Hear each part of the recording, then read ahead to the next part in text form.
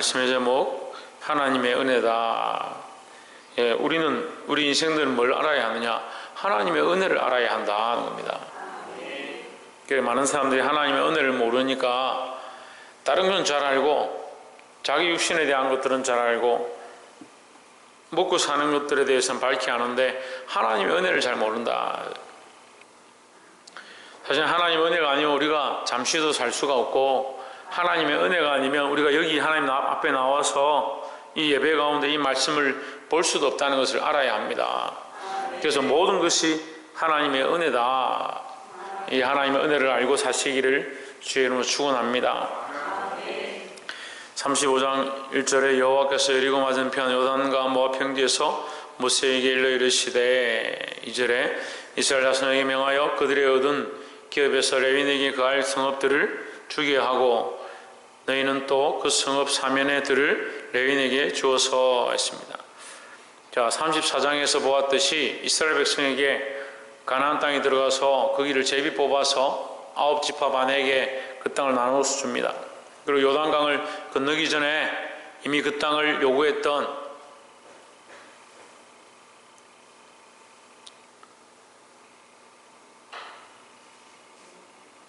이스라엘 백성들에게는 르우벤의 갓 반지파에 대해서는 그 땅을 가지게 하되 그 성읍을 짓고 떠나서 그 자녀들과 아내는 남겨놓고 그들 들어가서 이 가나안 땅에 들어가서 함께 땅을 얻는데 같이 일하게 합니다. 근데 이제 그 얻을 땅에 대해서 레위인에게 땅을 분배해서 그들이 거할 수 있는 곳을 주어라. 성읍도 주고 초장도, 여름 성경에 초장이라 되는데 이 들판이다 하면 들판을 주어라 이렇게 명령을 합니다.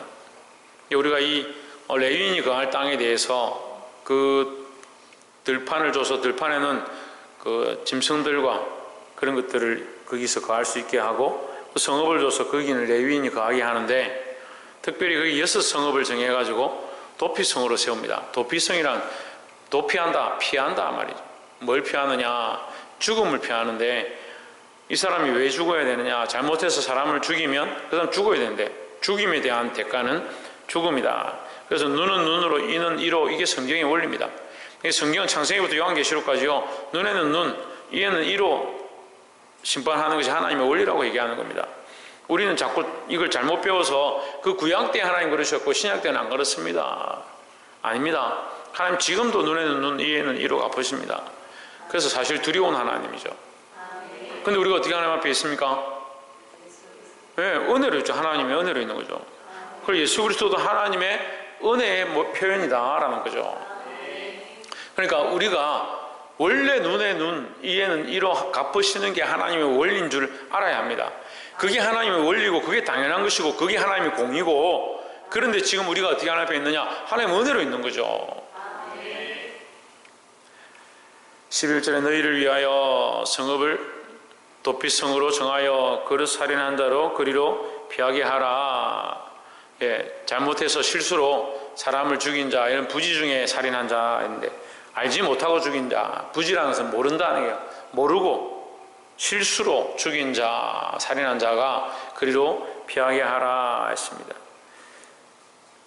원래 원칙은 뭡니까? 사람을 죽였으니까 너도 죽어야 된다. 그러니까 눈에는 눈, 이에는 이로 갚는 것이 하나님의 원리다. 근데 그런 실수로 사람을 죽인 자는 어떻게 하라? 피할 수 있는 길을 내시는 겁니다. 12절에 보시면 이는 너희가 보수할 자에게서 도피하는 성을 삼아 살인자가 회중 앞에서 서서 판결을 받기 전까지 죽지 않게 하기 위함이니라 했습니다.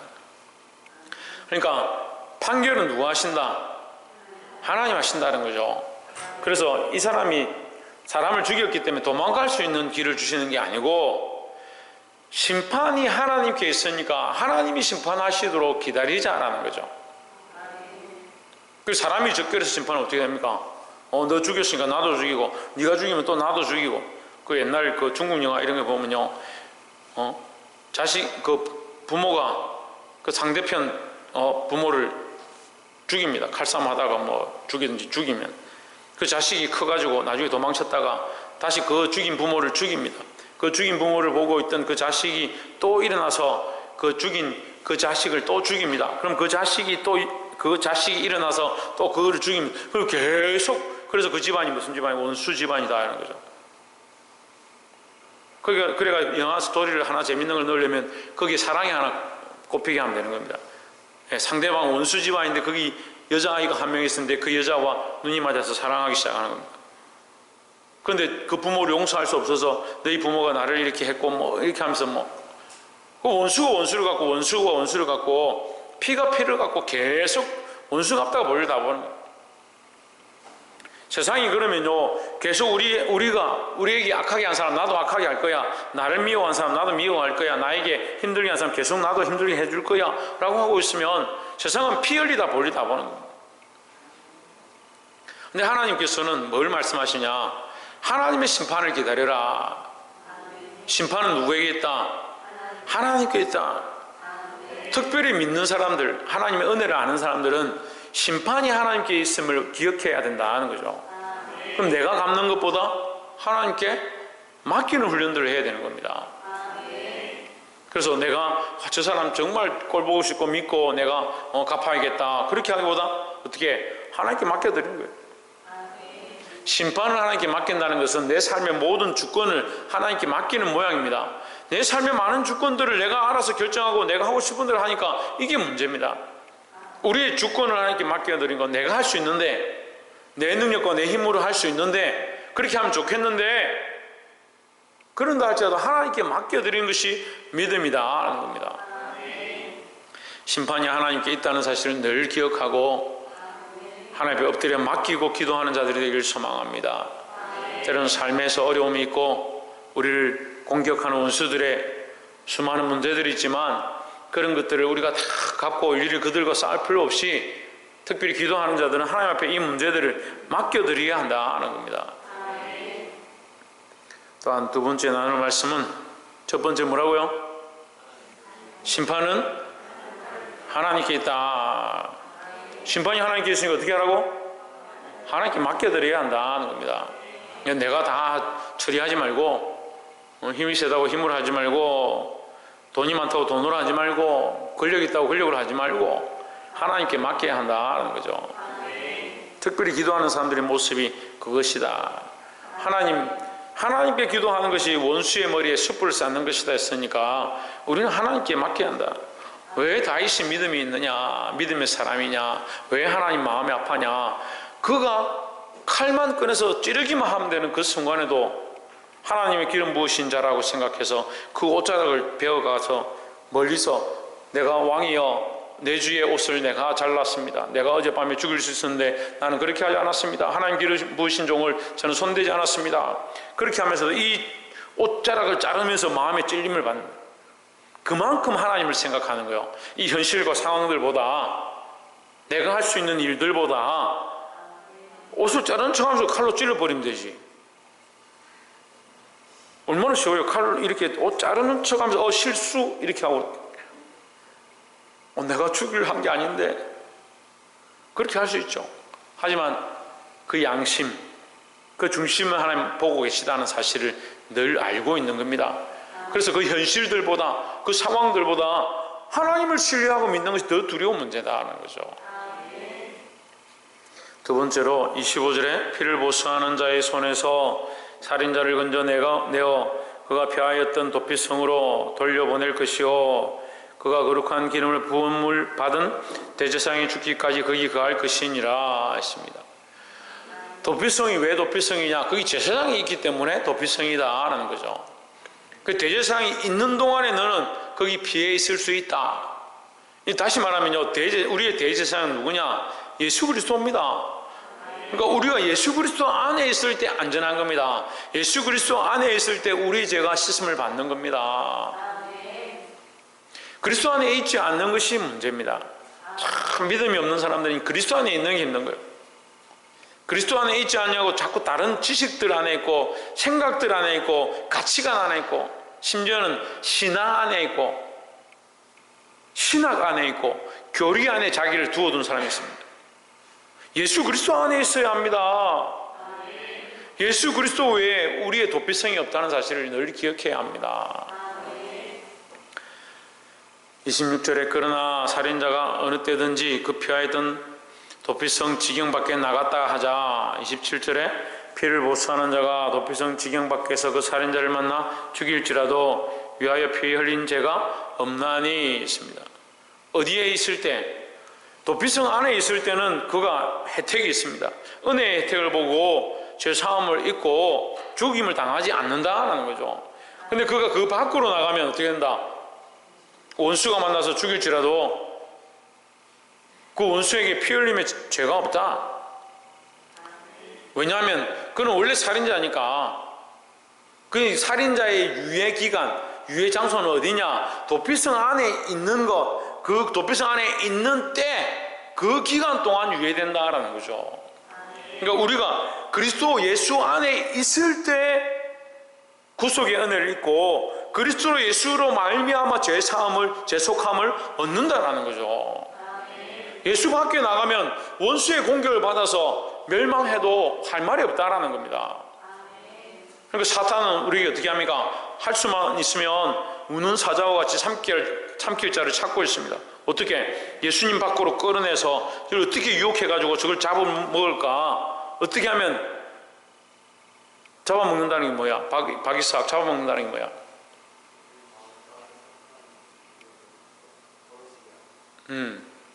홍진호 잡아먹는다는 게 무슨 말이야? 죽이는 거. 신성경 잡아먹는다는 게 무슨 말이야? 최원영 사망에 이르게 한다. 최원수 군사님 하나님 관계를 끊어지게 한다. 지훈아 에? 죽인다. 선 집사님 양사모님 그걸 지옥 백성 되게 하려고 하는 거예요. 마귀의 목적은요 다른 데 있는 게 아니고 우리가 죽는 거에 별로 관심 없습니다. 우리는 죽고 사는 게 중요하다 생각하는데 마귀가 우리의 죽고 사는데 무슨 관심이 있겠습니까? 마귀는 이미 멸망자라고 성경이 말하는데 이미 멸망자가 우리의 죽든 살든 자기하고 아무 관계 없습니다. 마귀의 목적은 뭐냐면요 자기가 지옥 백성 되니까 자기가 지옥의 무저갱에 영원히 갇히게 되니까 영원한 불못에 떨어지게 되니까 다른 방법이 없다. 뭐가 있냐? 이 백성, 하나님의 백성이라는 이 사람들도 한숨 한숨 끌고 가서 지옥 백성 되게 하는 게 그의 목적인 겁니다. 우리의 관심은 죽고 사는 데 있는 것처럼 보이죠. 마귀는 그렇지 않아요. 우리가 죽고 사는 거에 관심이 없어요. 다 결국 다 사망에 이를 건데 죽고 사는데 무슨 관심이 있겠습니까? 정확하게 아셔야 합니다. 마귀는 우리를 한숨 있으면 지옥 백성 되게 하는 거예요. 그러니까 여러분 이 싸움이 혈과 육에 속한 게 아니라니까요. 근데 자꾸 뭡니까? 교회를 나오지 않냐, 뭐 하느냐, 기도하지 않냐, 그런 관점이 아닙니다. 우리의 마음을 빼앗아서 하나님 믿지 못하게 하고요. 결국 뭐가 되게 하냐? 지옥 백성 되게 하는 거예요. 근데 그 교회를 나오지 않고 예배하지 않고 기도하지 않고 있으면서 난 괜찮다. 왜? 아직 안 죽으니까, 멀쩡하니까, 문제 없으니까, 먹고 사는데 별 지장 없으니까, 이거 뭐 문제냐? 그래, 지금은 문제 아니죠. 근데 뭐가 없어집니까? 믿음이 없어집니다. 하나님과 점점 멀어집니다. 결국 마귀가 원하는 목적대로 지옥 백성이 되어가는 거예요. 이 원수는 피를 보복하는 자가, 원수란 말이에요, 원수. 피를 보복하는 자, 지금 도피하고 있는 그 사람의 원수다. 그 사람이 왜 원수냐? 이 사람이 혹시 실수해가 죽인 사람, 그 사람의 가족이나 뭐 부모나 자식이나 되겠죠. 원수는 둘이 원수죠. 원수는 뭘 하냐? 도피성 지경 밖으로 나오기만 하면 내가 죽이겠다는 거죠.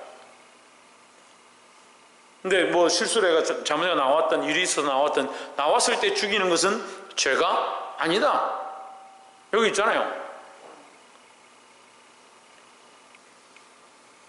그리고 마귀는 우리가 예수 그리스도의 피로 구속함을 입었다 이렇게 얘기하고 있지만, 그렇죠, 우리가 그걸 믿죠. 그럼 믿으면 그리스도 밖으로 나가면 안 되죠.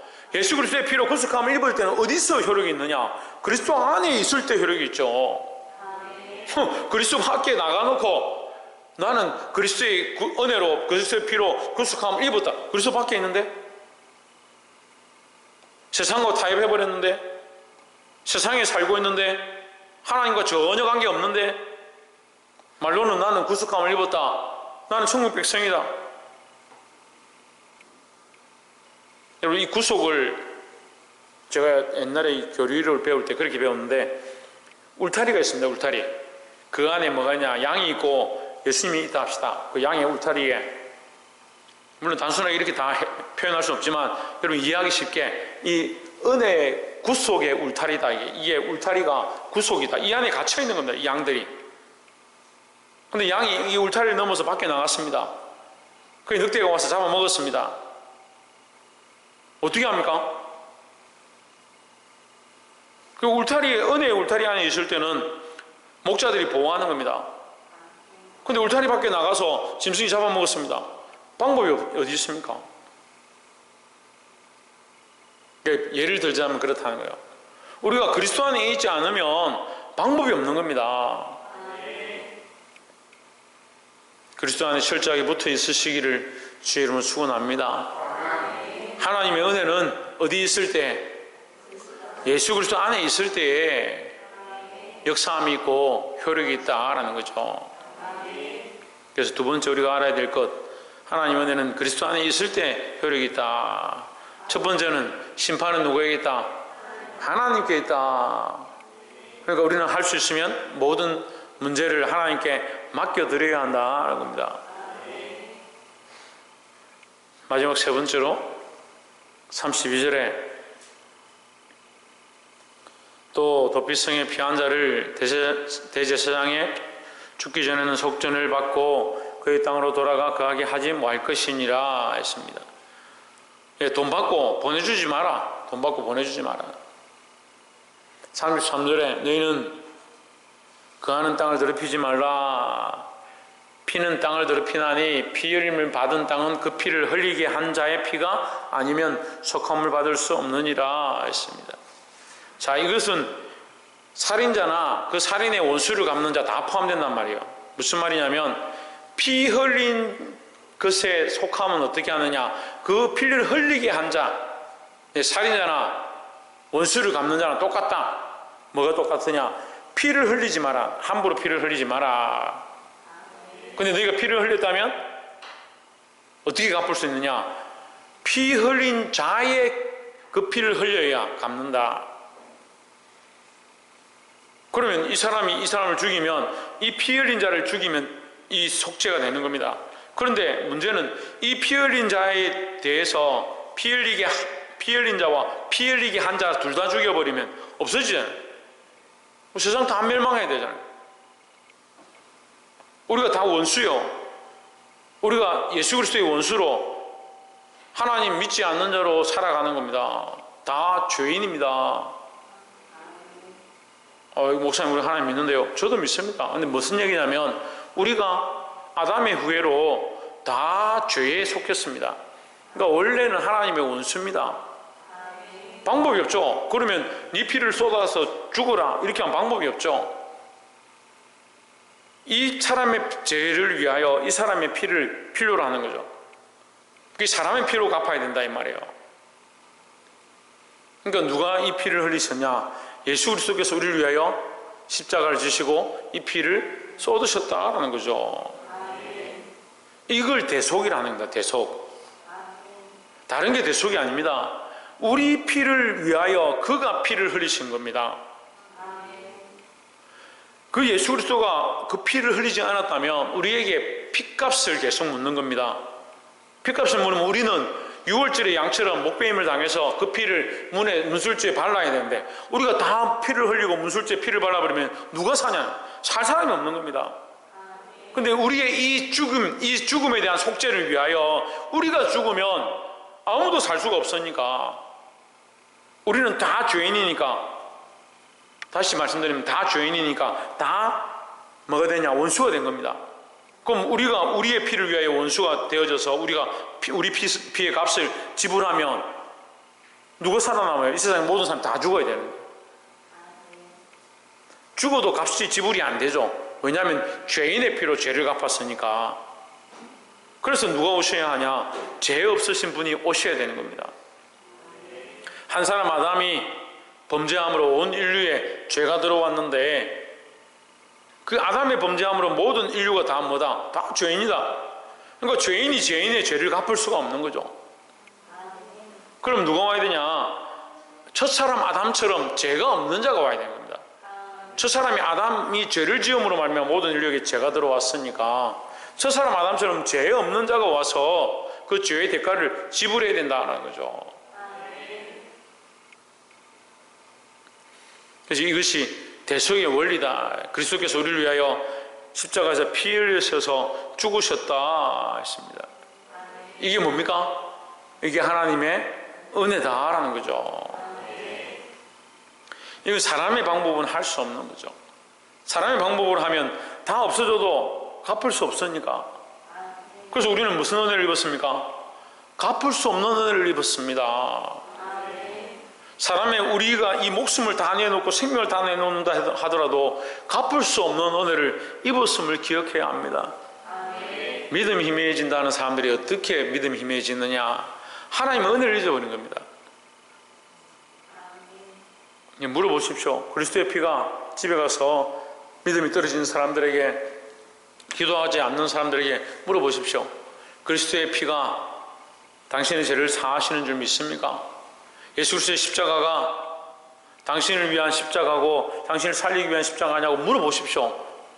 물어보세요. 한번 가서. 믿음 있고 믿는다 하고 자기 신앙생활 잘한다 하더라도 그걸 잊어버렸습니다. 그걸 잊어버렸습니다. 그러면서도 자기는 믿음 있다라고 주장하는 겁니다. 혹시 집에 안에 믿음에서 떠나 있고 교회를 떠나 있고 세상으로 갔거나 다른 교회를 다니거나 하거나 물어보십시오. 믿음이 있으면요, 그리스도의 십자가의 그 은혜가 날마다 새롭게 되어 있습니다. 이 대속의 은혜, 이 대속의 은혜가 궁극적으로 하나님의 크신 은혜다. 갚을 수 없는 은혜. 늘 이 은혜를 기억하고 살아 승리할 수 있는 저와 여러분 되시기를 주의 이름으로 축원합니다. 기도하겠습니다.